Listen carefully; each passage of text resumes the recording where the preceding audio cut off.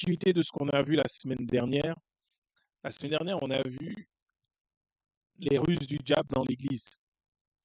Diverses ruses pour faire que tu puisses te détourner de Dieu et que tu ne puisses pas grandir dans la foi. Et parmi ces ruses, il y a le fait d'annoncer un message qui ressemble à l'évangile, mais qui n'est pas l'évangile. Et tu as l'impression d'être nourri et que tu grandis. Sauf que tu te retrouves enfermé entre quatre murs qui sont appelés église. Et dans ces quatre murs, tu baisses ton armure et tu te retrouves exposé à tous les traits enflammés du malin. Tout message n'est pas bon à entendre. Toute parole n'est pas bonne à prendre en compte. Ce n'est pas juste anodin d'entendre quelque chose et de se dire ah c'est rien. Non, tu peux parfois avoir pris une flèche et tu ne t'en rends même pas compte parce que ça se passe au niveau de l'esprit, au niveau spirituel. Et ta foi est combattue. Ça se manifeste comment? Une épreuve, une situation quelconque se présente devant toi. Il y aura deux paroles qui vont venir se heurter l'une à l'autre. Il y aura un combat dans l'esprit. Entre la parole que tu auras pensée furtive, tu n'iras pas prêter attention et qui finalement remonte au moment de la bataille, au moment de l'épreuve. Tu vois, c'est quand tu as des difficultés, par exemple financières, et que tu crois de tout ton être que Dieu va prendre soin de toi, que tu n'as pas besoin de faire quoi que ce soit.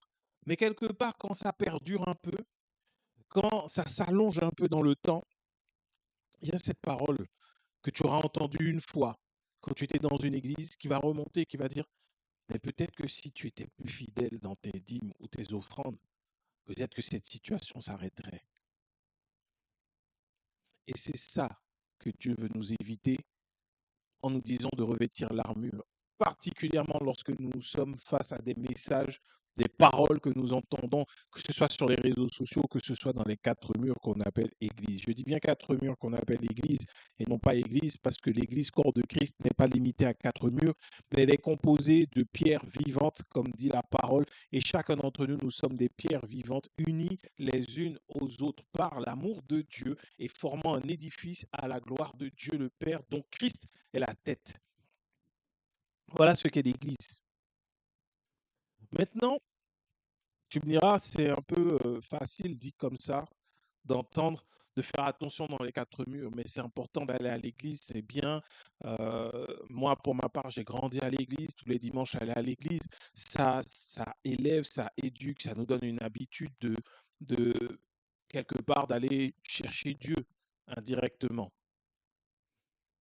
Mais il faut faire, aller à l'église en soi n'est pas mauvais, mais ce à quoi il faut faire attention, c'est au message.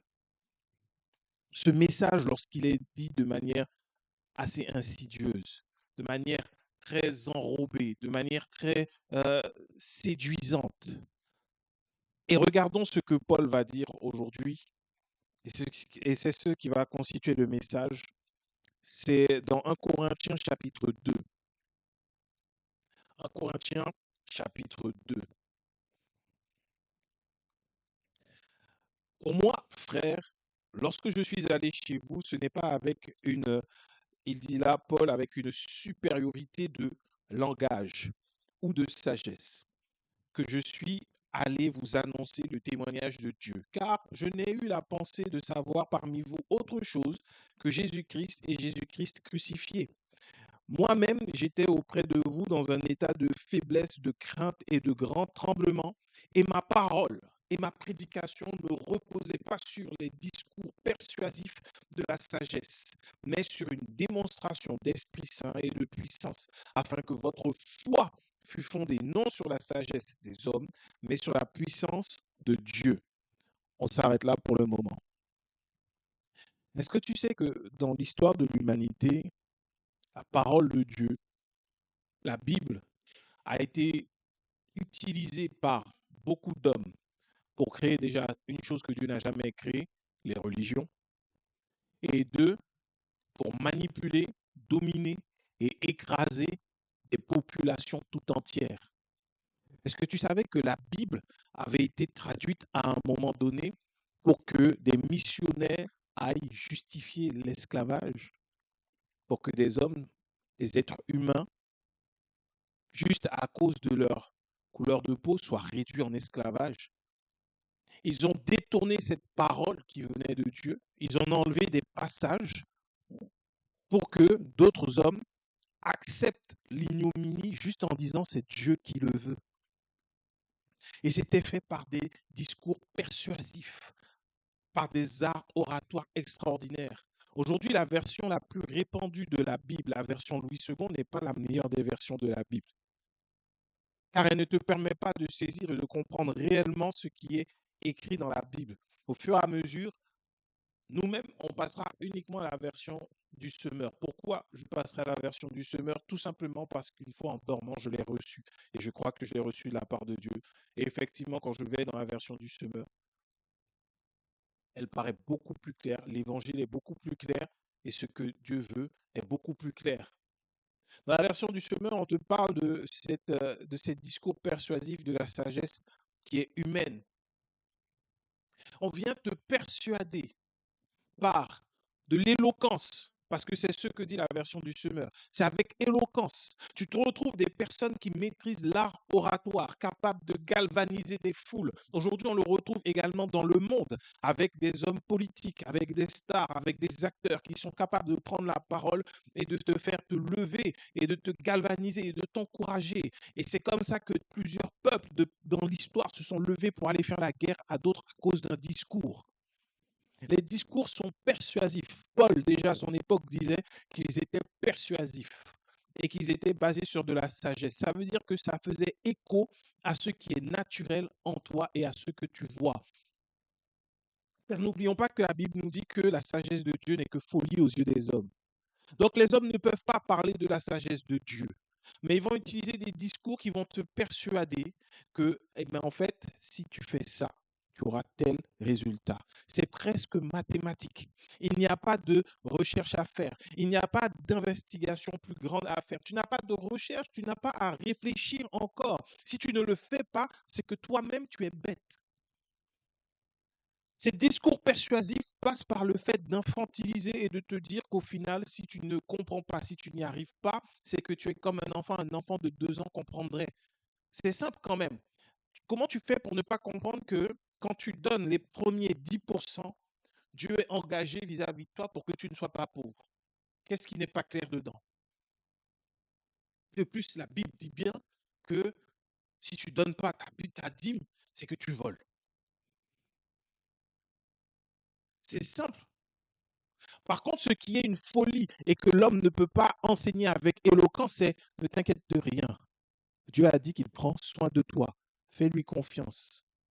Ça ne passe pas par la dîme, ça ne passe pas par les offrandes, ça passe par la foi en l'œuvre de Jésus-Christ. Ça, c'est une folie. Tu vas dire à quelqu'un qui a besoin d'argent de ne rien faire et de juste faire confiance à Dieu, mais c'est illogique, puisque sur terre, il te faut travailler pour récolter quelque chose. Il te faut semer pour récolter. Oui ou non? Ça, c'est logique. Donc, si tu ne vas pas semer quelque part quelque chose, tu ne peux pas le récolter. Or, c'est venir à l'encontre de la sagesse de Dieu, de la volonté de Dieu qui veut que nous puissions lui faire confiance. Parce que ce même Dieu-là, que l'on essaie de nous dépeindre, qui te dit qu'il te faut aller semer quelque chose pour récolter quelque chose, ce même Dieu est celui qui a été capable de faire une route là où il y avait une mer. Là où il y avait une mer, elle a été ouverte en deux et tout un peuple est passé à pied sec au milieu de la mer. Alors le même Dieu qui est capable de faire ça n'est pas capable de faire que toi, tu sois bien, que tu ne sois pas dans le manque sans avoir besoin de semer quoi que ce soit. Ça, c'est de la folie. Par contre, en retour, c'est une arme puissante de manipulation et de contrôle. Tu n'y arrives pas parce que tu es rebelle, que tu ne veux pas écouter, que tu es radin et que tu es voleur. Et on t'accuse dans l'Église. C'est sur ce mécanisme-là que reposent les discours persuasifs. C'est tellement persuasif. On te persuade tant que Si jamais tu fais quelque chose de mal, Dieu est tellement saint qu'il ne peut plus te regarder, il ne peut plus te pardonner. Il faut que tu fasses un sacrifice des jeunes, que tu t'humilies et que les hommes également t'humilient et que tu acceptes cette humiliation sans rien dire pour que Dieu te relève à un moment donné. Ça, c'est la méchanceté humaine. Ça, c'est la sagesse humaine. Il n'y a que l'homme qui agit comme ça. Ce qui dépasse l'entendement humain, c'est que Jésus, dans toute sa sainteté, dans toute sa gloire, est venu sur terre. Et lorsqu'il était sur terre, il était avec les mendiants, il était avec les prostituées, il était avec les voleurs, il était avec les menteurs, il était avec ceux que la société mettait de côté et il annonçait l'évangile, la bonne nouvelle, le pardon des péchés. Et c'est ce qu'il faisait en guérissant tous les malades et en leur pardonnant leurs péchés parce qu'il avait ce pouvoir. C'est dans la parole, sauf qu'on va te montrer avec technique éloquente que si jamais tu ne fais pas ça, l'Esprit va venir pour te convaincre de péché, en enlevant la parole de son contexte. On a déjà vu ici que l'Esprit ne vient convaincre de péché, de justice et de jugement que le monde. Que le monde. Le monde parce qu'il ne le connaît pas. Donc il ne vient pas t'humilier l'Esprit. J'ai vu ô combien de fois dans l'Église des personnes sous couvert de l'Esprit agir de manière bizarre et parce qu'elles connaissaient des secrets, parce qu'on était venu leur confier des secrets, leur dire des choses sur d'autres personnes, les personnes pensant bien faire, pensant qu'il y avait quelque chose qui allait être mis en place, mais sur la chair devant tout le monde, aller humilier d'autres, disant c'est l'Esprit qui révèle. Ce n'est pas l'Esprit. Ce n'était pas l'Esprit.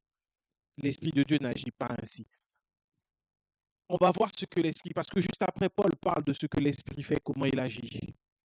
Mais il y a une autre chose encore sur laquelle s'appuient ces discours.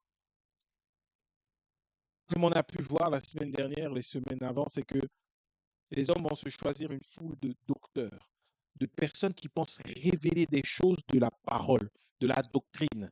Et donc, ils vont toujours te dire dans leur stratégie de séduction des masses, ou plutôt de manipulation des masses, on va plutôt te dire, Dieu m'a révélé un secret extraordinaire et je vais te le révéler aujourd'hui.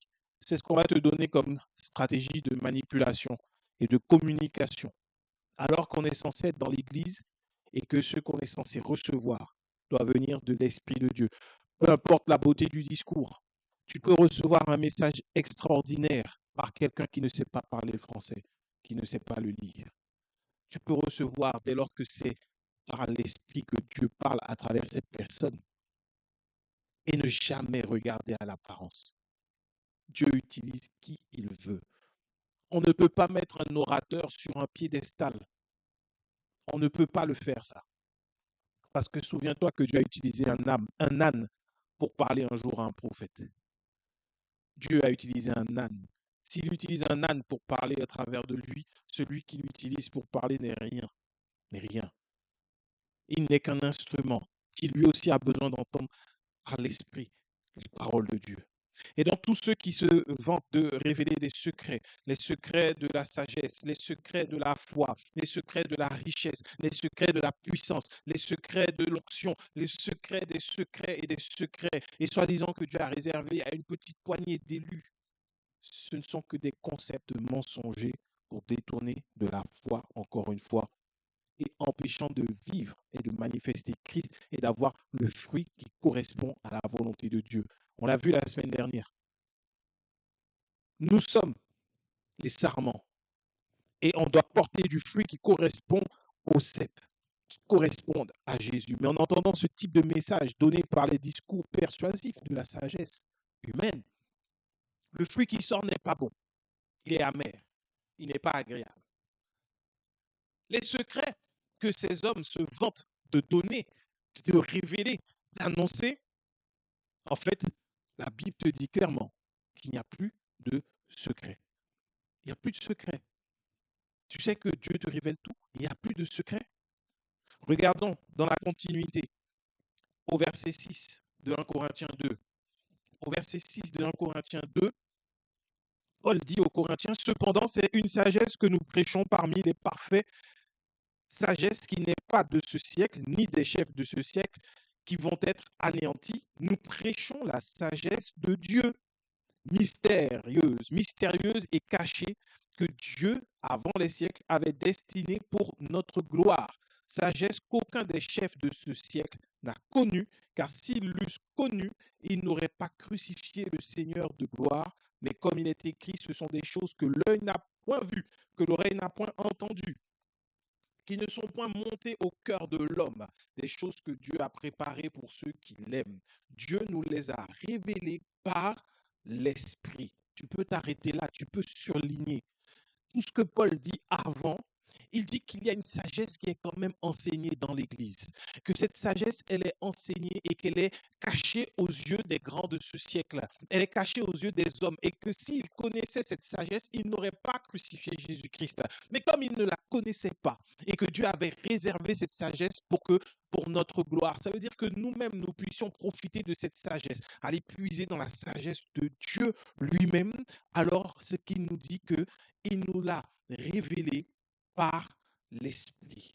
Dieu nous les a révélés par l'Esprit. Qu'est-ce qu'il nous a révélé par l'Esprit? Ce que l'œil n'a point vu, ce que l'oreille n'a point entendu, ces choses ceux qui sont montées au cœur de l'homme, des choses que Dieu a préparées pour ceux qui l'aiment.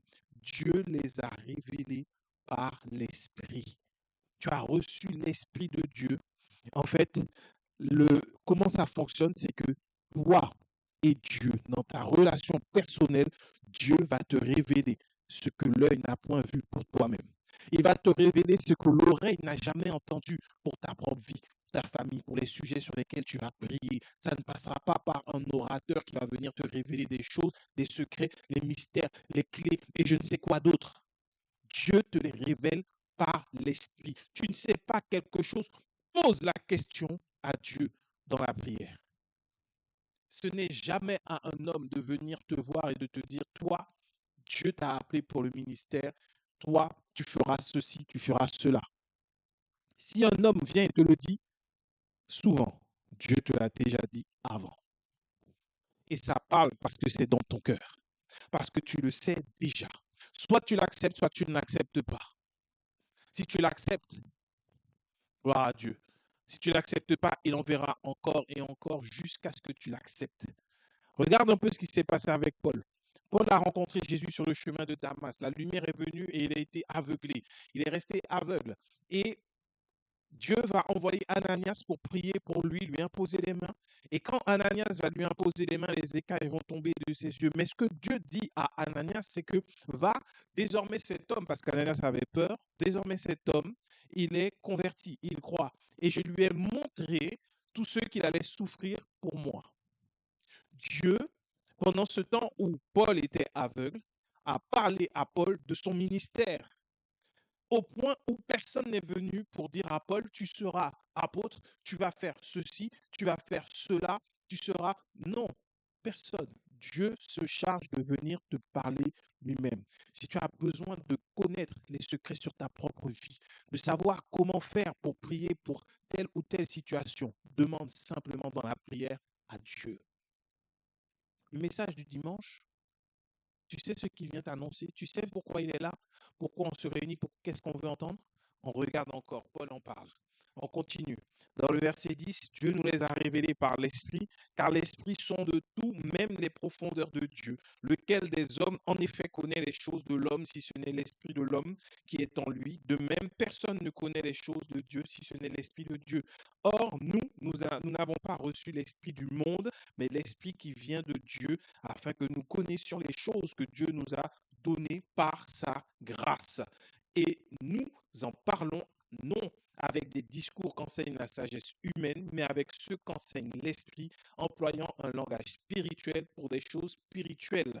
Mais l'homme animal ou l'homme livré à lui-même ne reçoit pas les choses de l'Esprit de Dieu, car elles sont une folie pour lui, et il ne peut les connaître parce que c'est spirituellement qu'on en juge. L'homme spirituel, au contraire, juge de tout, et il n'est lui-même jugé par personne, car qui a connu la pensée du Seigneur pour l'instruire?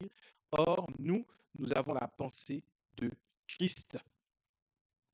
Le message du dimanche, c'est venir t'enseigner Christ, t'enseigner l'œuvre de la croix, t'enseigner à t'approcher davantage de Dieu en étant enfant de Dieu et en n'étant plus dans la culpabilité. Ça, c'est l'Église, c'est l'œuvre du prédicateur. C'est te rappeler tous les jours l'œuvre de la croix.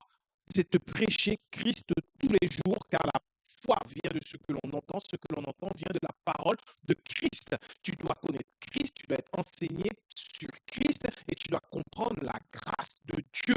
Voilà ce à quoi l'Église sert. Et c'est en ce sens que Paul dit, je ne cesse de répéter les mêmes choses. La grâce. Et maintenant, ce qu'il nous dit, c'est que par l'Esprit, l'Esprit lui-même vient te révéler les choses, ce que nous avons reçues, elles viennent, et ce sont des choses qui nous ont été données et qui nous sont données par grâce. Il le dit au verset 12, or nous n'avons pas reçu l'Esprit du monde, mais l'Esprit qui vient de Dieu, afin que nous connaissions les choses que Dieu nous a données par grâce. Le dimanche, on n'a pas le temps de te dire tout ce que tu peux recevoir, tout ce que Dieu t'a donné par grâce. Mais par contre, on peut t'expliquer comment, par l'amour de Dieu, dans la foi en Jésus-Christ, par la grâce, tu reçois tout ce que tu veux. Fais de l'Éternel tes délices et il te donnera ce que ton cœur désire. Mais les discours persuasifs de la sagesse humaine viennent mettre une barrière, viennent mettre un mur, viennent mettre un obstacle. Et cet obstacle s'appelle intermédiaire humain. Et cet intermédiaire humain est celui-là même qui dit qu'il vient te révéler des secrets. Est-ce que tu sais que c'est en Dieu, que par l'Esprit que tu as en toi, celui-là même qui sonde l'Esprit de Dieu, que tu peux avoir le secret de l'abondance pour toi-même? Ce n'est pas dans un livre qu'un homme va écrire. Pourquoi? Pourquoi ce n'est pas dans un livre? Parce que tu vas me dire, oui, mais c'est bien, ça fait du bien de pouvoir lire les livres des autres, les témoignages, ce qui est écrit, ok, sauf que ça devient un business. Or, l'évangile n'est pas un business. Et le secret que quelqu'un va enseigner, c'est ce qu'il aura connu pour lui-même. Donc, parce qu'il a trouvé le secret de la richesse pour lui, qu'il l'écrit et qu'il le vend, celui qui va acheter va juste alimenter la richesse de l'autre. Et toi, tu perds. Alors que gratuitement, par la foi, en allant devant Dieu, en lui disant, Seigneur, cette situation, je n'en veux plus. Qu'est-ce que tu veux faire? Comment veux-tu que cela se fasse? Où m'envoies-tu? Est-ce que je dois me lancer dans l'agriculture? Est-ce que je dois me lancer sur les réseaux sociaux? Est-ce que je dois faire plus d'offrandes? Que dois-je faire? Aujourd'hui, les discours persuasifs s'appuient sur des exemples qui sont propres à chacun. Dieu veut faire de manière vraiment précise et unique avec chacun d'entre nous.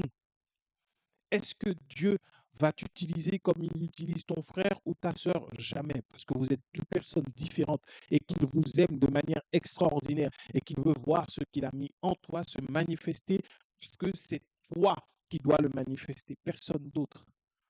Il n'y a pas de clé, il n'y a pas de mystère plus grand.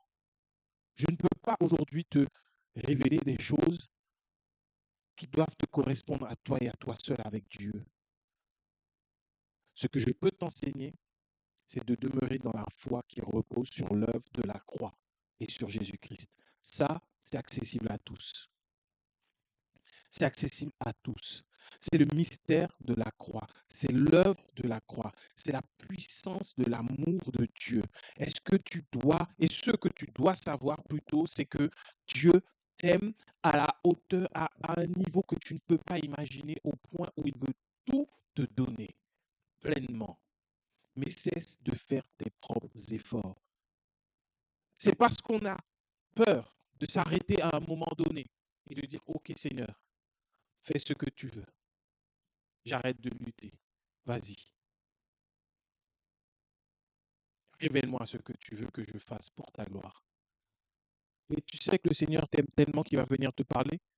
Même lorsque tu dis, ah, je n'entends pas Dieu, je ne connais pas Dieu. Même sur ça, aujourd'hui, beaucoup de charlatans se sont positionnés comme étant les seuls entendants, les seuls capables d'entendre Dieu. Ça fait qu'aujourd'hui, ça coupe la capacité d'entendre Dieu de beaucoup d'enfants de Dieu. Ils ont écrit des livres, Ils ont écrit des manuels, ils ont donné des instructions, des démonstrations pour dire, voilà, Dieu parle d'une façon. Il y en a qui ont même pu identifier certaines façons dont Dieu parle, mais on ne peut pas quantifier, identifier les manières dont Dieu parle. Dieu parle comme il le veut, comme il le veut. C'est à toi qu'il veut parler déjà. Ces discours mettent une séparation. C'est une abomination que de devoir passer par un homme pour recevoir une bénédiction de Dieu. Le seul intermédiaire que Dieu nous a donné, c'est Jésus-Christ, son Fils. Il n'y en a aucun autre, aucun autre. Quand tu sors d'un message, tu dois ressortir avec beaucoup plus d'attachement, d'amour, de révérence, de respect, d'envie de connaître Jésus-Christ. Tu dis, waouh, mais Jésus est puissant, ce qu'il a fait, c'est extraordinaire. Et c'est ce que Paul dit quand il dit que si les hommes connaissaient la sagesse de Dieu, ils n'auraient pas crucifié Jésus. Mais gloire à Dieu, ils ne la connaissaient pas, parce que sans cette crucifixion, nous-mêmes, nous ne serions pas aujourd'hui libérés. La sagesse humaine. La sagesse humaine va te faire croire que tu es inférieur à cause d'une origine, d'un nom, d'une couleur de peau, d'un compte en banque. Mais la sagesse de Dieu va te révéler que tu n'es en rien inférieur à quiconque, mais qu'au contraire, tu es positionné dans les lieux célestes en Jésus-Christ et qu'en lui tu as tout pleinement et que tu es béni de toutes les bénédictions dans les lieux célestes. Voilà la vérité.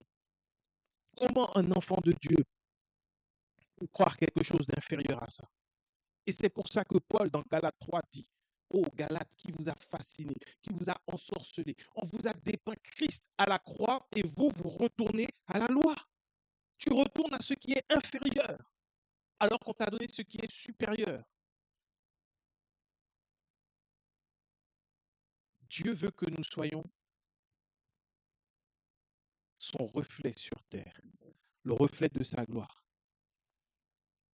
Et le secret, c'est que c'est toi et lui.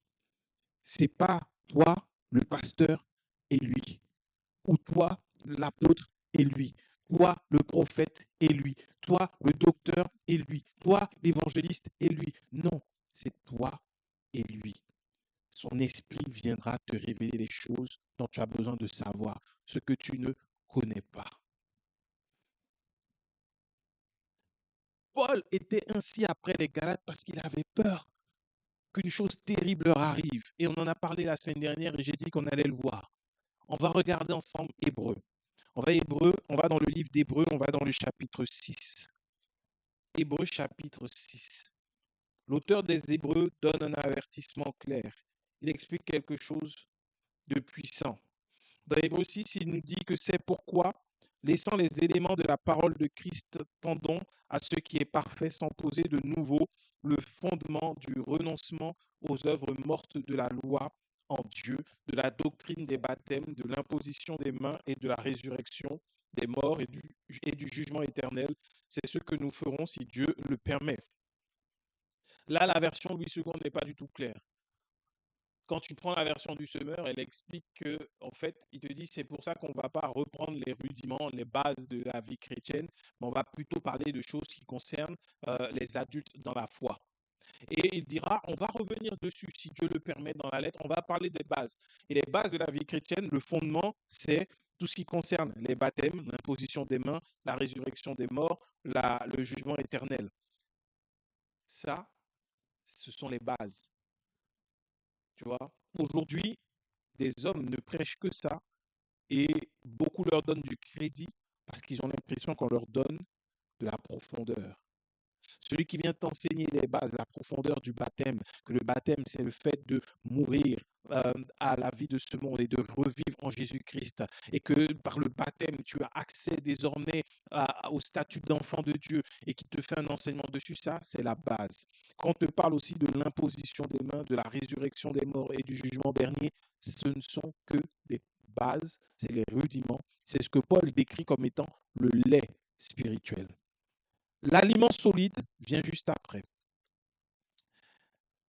Et il dit, car il est impossible, au verset 4, car il est impossible que ceux qui ont été une fois éclairés, qui ont goûté le don céleste, qui ont eu part au Saint-Esprit, qui ont goûté à la bonne parole de Dieu et les puissances du siècle à venir et qui sont tombés, soient encore renouvelés et amenés à la repentance, puisqu'ils crucifient pour leur part le Fils de Dieu et l'exposent à l'ignominie. Lorsqu'une terre est abreuvée par la pluie qui tombe souvent sur elle et qu'elle produit une herbe utile à ceux pour qui elle est cultivée, elle participe à la bénédiction de Dieu. Mais si elle produit des épines et des chardons, elle est réprouvée et peut être maudite et on finit par y mettre le feu. Point. Qu'est-ce que l'auteur des Hébreux veut dire ici? Ça veut dire que lorsque tu as touché, que tu as goûté à la lumière, à la bonté de Dieu, comme les Galates qui ont expérimenté la bénédiction, à qui on a prêché la croix, à qui on a dépeint Jésus-Christ crucifié, à qui on a présenté l'œuvre de la croix. Si comme eux, tu as le malheur de te laisser séduire, de te laisser fasciner, de te laisser ensorceler, de te laisser embobiner par les discours persuasifs de la sagesse humaine et de retomber dans ce qui n'est pas de l'Esprit de Dieu, alors il dit là que c'est crucifier encore Jésus-Christ. Ils le crucifient pour leur part. Ça veut dire que tu ne reconnais pas l'œuvre de la croix. Tu méprises l'œuvre de la croix. Tu mets l'œuvre de la croix à côté et tu perds la bénédiction, mais tu es maudit et tu produis des épines. Quand tu vois la parole, elle répond à la parole. Jésus disait que le fruit qui va sortir de toi déterminera ce qui coule en toi. Que tout bon arbre porte du fruit. Que si tu ne portes pas du fruit, tu seras coupé du cep, tu seras jeté au feu. C'est ce que l'auteur des Hébreux explique. Si tu as rencontré la grâce, l'amour de Dieu, et que tu es éclairé par l'amour de Dieu, que tu as expérimenté Dieu sans intermédiaire des hommes, mais par Jésus-Christ. Et c'est souvent ce qui se passe au jour de ta conversion. Tu reçois Jésus-Christ. Tu dis oui, je crois en Jésus. Et tu commences à vivre autre chose. Tu commences à être libéré de l'angoisse, libéré de la peur. Tu commences à sentir que des fardeaux qui étaient sur toi sont ôtés. Et que d'un coup, d'un seul, par les stratégies et les ruses du diable, renforcé par la sorcellerie dans l'église, tu tombes. Tomber ici, on va le prendre du principe que tu es en Christ.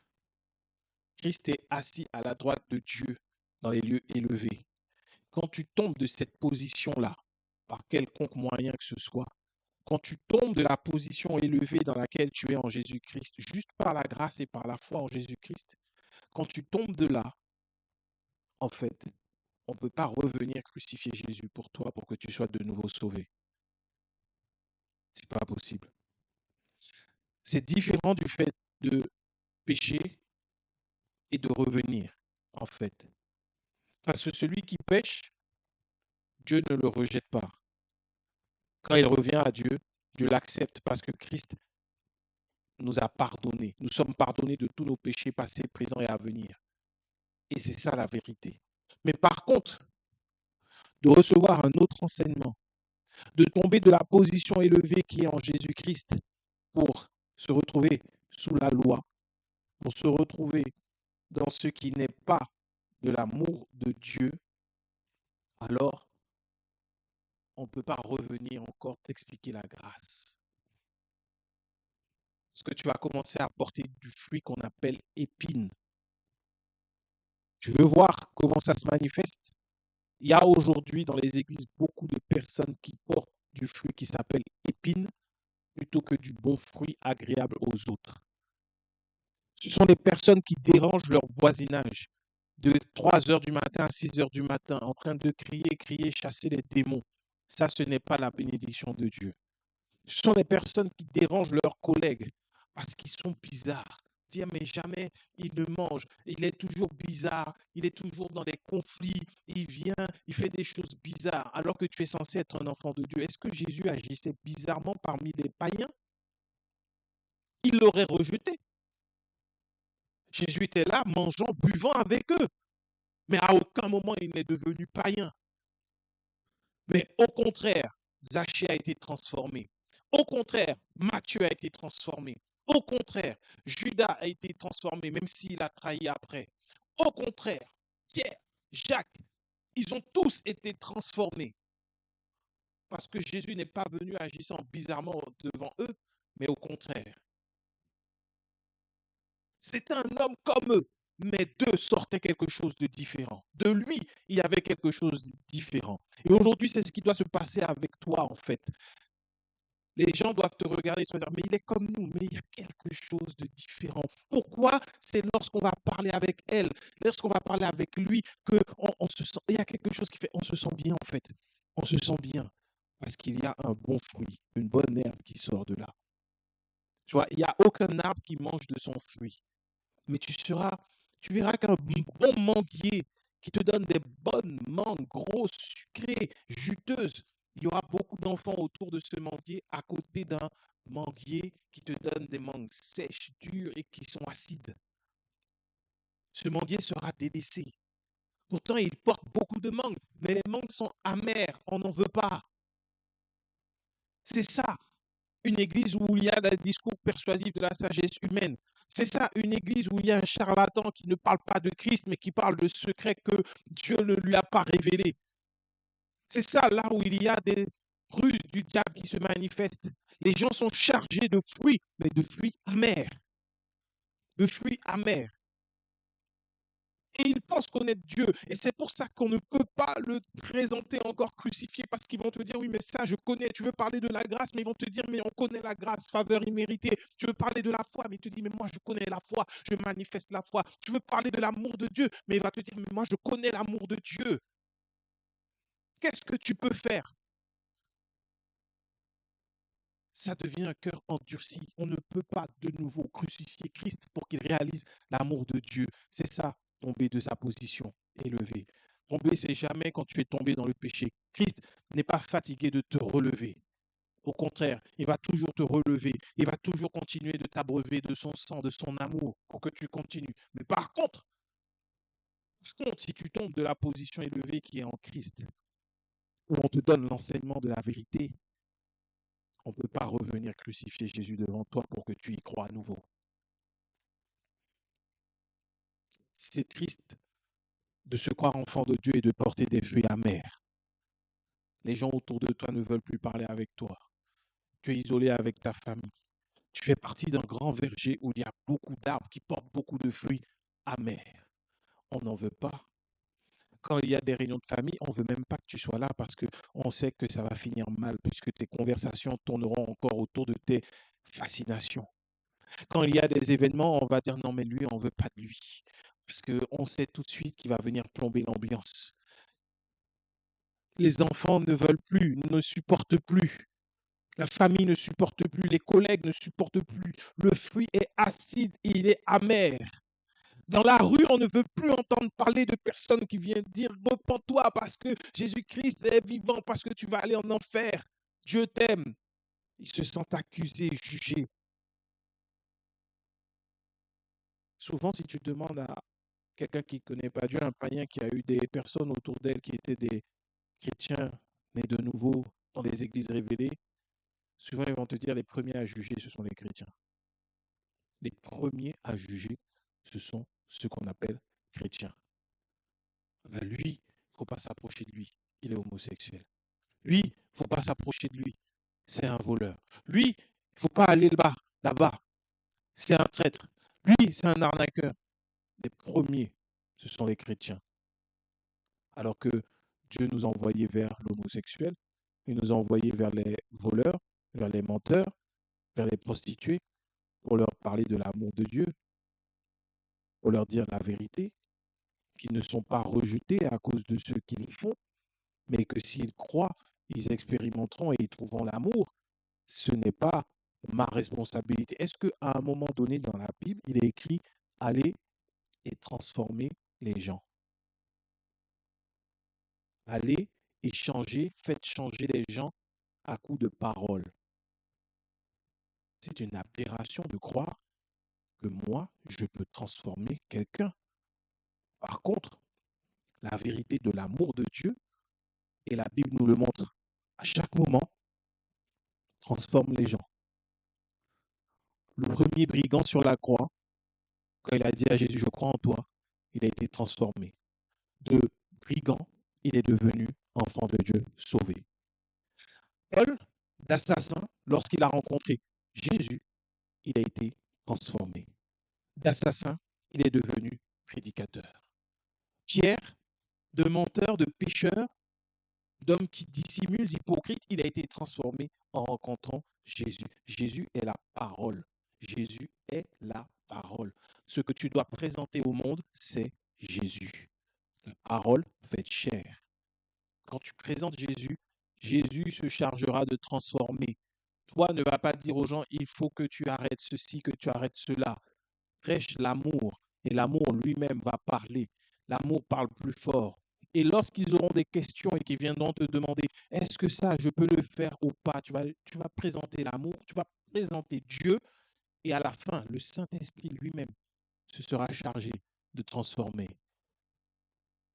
Les personnes ne sont pas transformées par nous, mais par Dieu lui-même. Voilà pourquoi nous ne devons que témoigner. Et ce qui est triste, c'est qu'on a cet exemple sous les yeux tous les jours aujourd'hui. Des personnes transformées à cause de témoignages d'autres personnes, mais pas pour l'amour de Dieu. La tendance de l'influence. Les influenceurs aujourd'hui ont la capacité de transformer des personnes juste en leur faisant le témoignage et le récit de leur vie. Ils influencent. Un produit va être acheté parce que quelqu'un sur les réseaux sociaux va témoigner. Mon Dieu, il est super ce produit. À chaque fois que je l'utilise, je vais prendre l'exemple des cheveux puisque moi j'en ai plus. À chaque fois que je mets cette crème dans mes cheveux poussent. C'est merveilleux, ils sont soyeux, ils sont doux et ils te font une vidéo et ils te le démontrent. Un autre va te mettre en avant des investissements, une capacité à devenir un investisseur et des personnes vont y aller et vont être transformées. Mais pourquoi nous, on ne parle pas simplement de l'amour de Dieu? Au lieu d'essayer d'enseigner des préceptes, des concepts humains, témoigne. Aujourd'hui, waouh, je rends gloire à Dieu puisque j'étais pas censé me réveiller. Je me suis réveillé, je suis content. Et démontre que ta vie, que tu es bien dans ta vie, sans voler, sans mentir. Tu vois, on devrait pouvoir y aller sur les réseaux sociaux et dire, regarde ce que Dieu a fait dans ma vie. Regarde comment ma famille, elle est là, je suis content, c'est par la grâce de Dieu. Sans parler d'autre chose que de l'amour de Dieu, en fait, sans essayer de dire, le secret, c'est que tous les jours, je me réveille, je prie et j'intercède. Après, je lis la parole. Et une fois que j'ai fini, je marche sur le chemin du travail, dans les transports, je prie en langue avec ma musique dans mes oreilles. On est en train d'essayer de formater les gens. Arrêtons ça. Témoignons plutôt de la réalité. Très peu peuvent aujourd'hui témoigner de la réalité de la vie qu'il y a en Christ, sans dire qu'il faut semer, sans dire qu'il faut obéir au Père, sans dire tout ça. Juste démontrer, je suis heureux parce que Jésus est dans ma vie. Et voilà pourquoi je suis heureux. On dirait que c'est une folie de montrer que tu es heureux, sans dire que, voilà, c'est, waouh. Et puis tu mets un verset biblique. Il faut arrêter l'hypocrisie. Beaucoup, beaucoup, beaucoup trop de personnes aujourd'hui qui font la même chose sur les réseaux sociaux. Ce n'est que de l'hypocrisie. Donnant des conseils dans les finances, mais pauvres. Donnant des conseils sur l'immobilier, mais n'ayant pas d'autres alternatives que de manipuler, de mentir. Donnant des conseils sur les couples, et pourtant dans un couple en crise. Donnant des conseils sur les enfants, et des enfants sont rebelles. Où sont les vrais, ceux qui vivent vraiment la communion et l'amour avec Dieu? Eh ben, plus souvent, ils ne sont pas sur les réseaux sociaux parce qu'ils sont trop occupés à être heureux avec Christ. Les discours persuasifs de la sagesse humaine sont dangereux car ils nous mènent à tomber. Tomber, c'est quitter la position élevée que nous avons en Christ. Tomber, c'est se retrouver à terre, dans la condition d'être humain, et donnant des fruits qui sont amers et qui ne sont pas bons. Et pourtant, on pense qu'on est enfant de Dieu. Je prie qu'aujourd'hui, le fruit qui sorte de ta vie soit le fruit de la bénédiction et de l'amour de Dieu. Et que sans cérémonie, sans cinéma, que tout ce qui en toi était bancal, malade, puisse s'aligner sur la volonté de Dieu. Que tu sois guéri, que tu te relèves, que tu sois restauré, que tu sois transformé, que ta vie change, que tes finances changent uniquement par la grâce de Dieu, par la grâce de Dieu, par l'amour de Dieu, réellement, par l'œuvre de la croix. Aujourd'hui, si tu entends ce message, que tu puisses saisir la réalité de la grâce de Dieu et qu'elle se manifeste dans ton corps, dans ton âme, dans ton esprit, dans ta vie maintenant, au nom de Jésus. Amen.